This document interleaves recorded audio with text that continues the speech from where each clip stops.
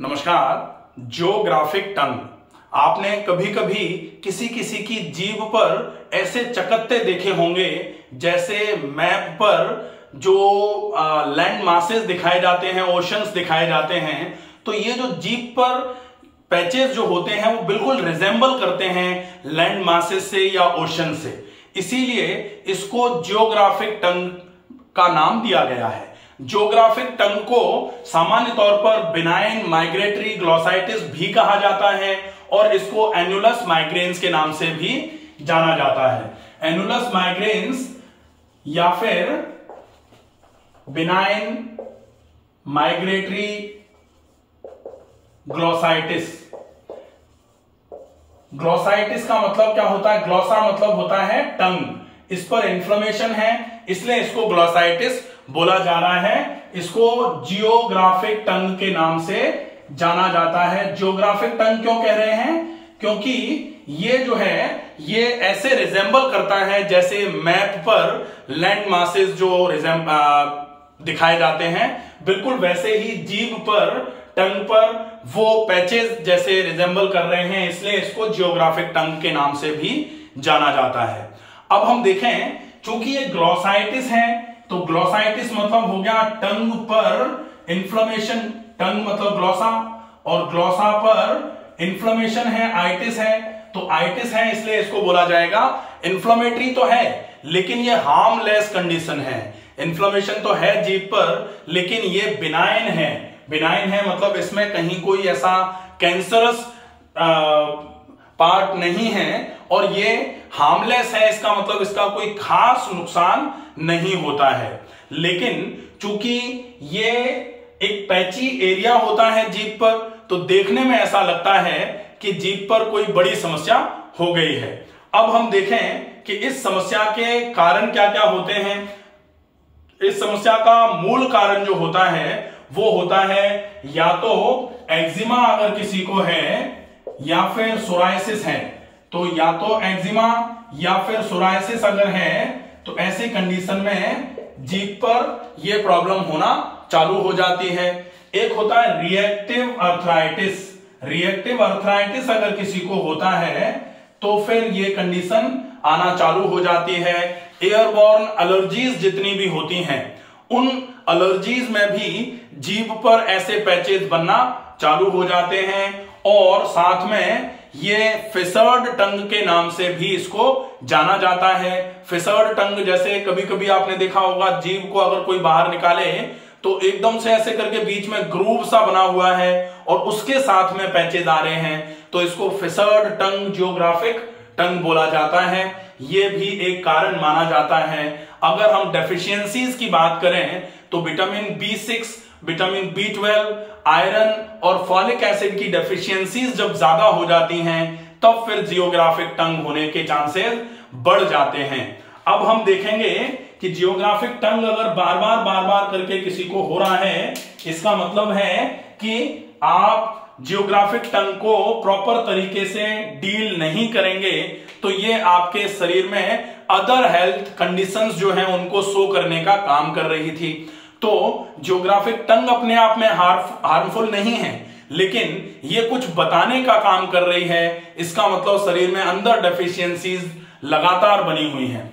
तो अगर इसका ट्रीटमेंट आपको करना है तो ट्रीटमेंट करने के लिए बहुत ज्यादा आवश्यक होगा कि आप कारणों को खत्म करें।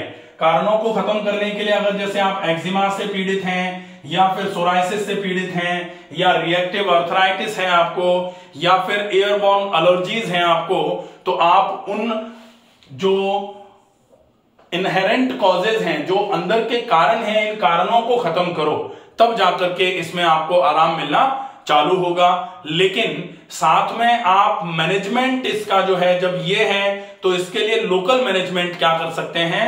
लोकल मैनेजमेंट अगर आपको जियोग्राफिक टंग का करना है तो फिर आपको एक तो ऑयल पुलिंग का अभ्यास रेगुलर करना चाहिए। सरसों का तेल 1 चम्मच मुंह में भरेंगे और 1 चम्मच सरसों का तेल मुंह में भर करके जोर से तेल को मुंह में चलाना है। 5 से 10 मिनट तेल मुंह में चला करके आप उस तेल को थूकेंगे और तेल थूकने के बाद फिर सादे पानी से आप कुल्ले और गरारे कर लेंगे। एक तो ये, इस प्रोसेस को आप दिन में 2 बार करेंगे। एक बार सवेरे करेंगे व्यायाम से पहले जब आप मंजन करते हैं उसके बाद, और एक बार रात को सोने के पहले भी इस प्रोसेस को आप करके फिर सोएंगे। बहुत इफेक्टिव प्रोसेस है।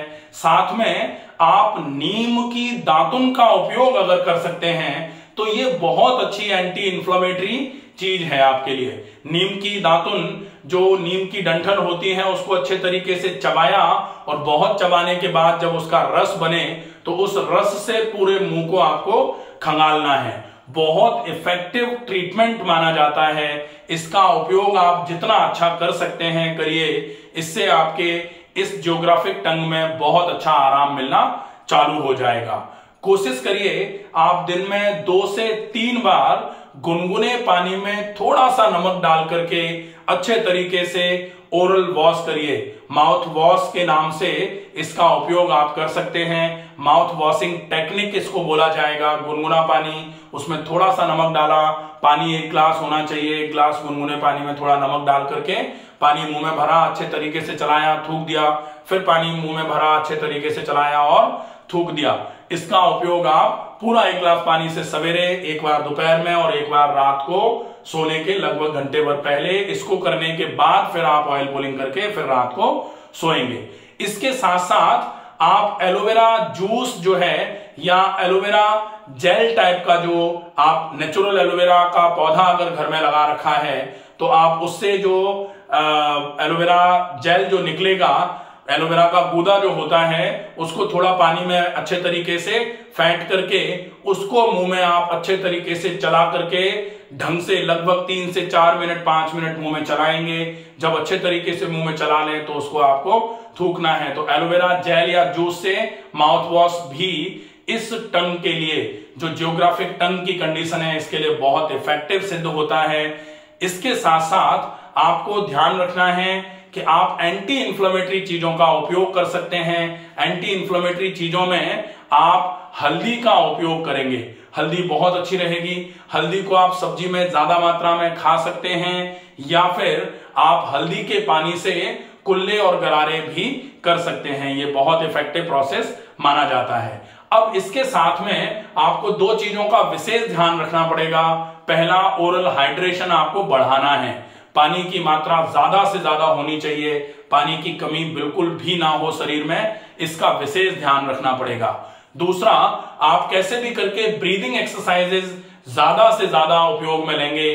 ब्रीदिंग एक्सरसाइजेज में अनुलोम विलोम और डीप ब्रीदिंग का अभ्यास करने के पूर्व अगर आप चाहें तो पहले सूर्य नमस्कार या फिर टहलना तेज गति से कर लें। उसके बाद फिर आप ब्रीदिंग एक्सरसाइजेज में अनुलोम विलोम और डीप ब्रीदिंग का अभ्यास करेंगे।